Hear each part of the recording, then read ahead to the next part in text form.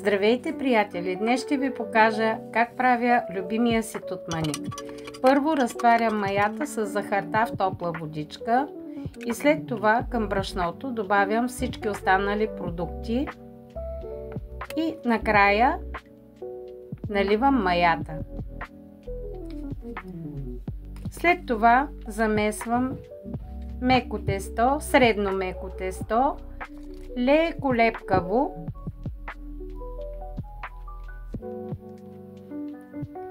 Този тутманик става толкова вкусен, че колкото хапвате, толкова повече ви се хапва. Измесвам тестото на плота, защото така ми е по-лесно. След това го слагам в една купа, намазана с масло, и го оставям на топличко да втаса или да удвои обема си. Ако моите рецепти ви харесват, може да последвате канала ми. Може също така да споделите с приятели. Ето, тестото вече е удвоило обема си. Сега го изсипвам на плота и го разделям на 6 равни части. Всяка една част оформям на топка и ги оставям покрити, отново да починат поне 15 или 20 минути. Колкото повече са починали, толкова по-лесно се раздърпват после. Всяка топка слагам в тавичка с мазнина, като съм смесила свинска мас и олио. Ето така, покривам ги и оставям. Аз ги изчаках 15 минути, но имаше нужда от малко повече. То личи това подърпането, ще видите. Дори да скъсате листа, няма никакъв проблем. Старайте се да го разтеглите колкото може по-тъничко, така тутманика ще стане много по-хубав. Сега наръсвам сиренце и сгъвам на плик. Виждате във видеото по какъв начин сгъвам всяка кора. Първата сгъната кора я оставям настрани и започвам да дърпам втората по същия начин.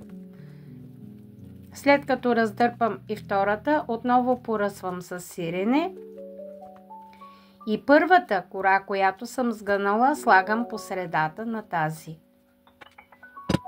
Сега ще видите във видеото как точно го правя.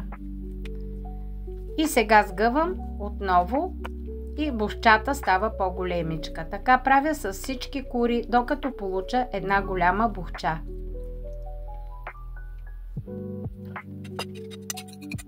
Може да споделите видеото с приятели, ако ви харесва.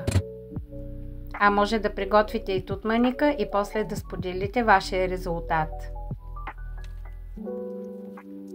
Когато бухчата стане готова, я слагам в тавичка, хубаво я разплесквам да уеме цялата тавичка и я нарязвам на парчета. След това покривам тутманика и го оставям да втаса отново за около 30 минути.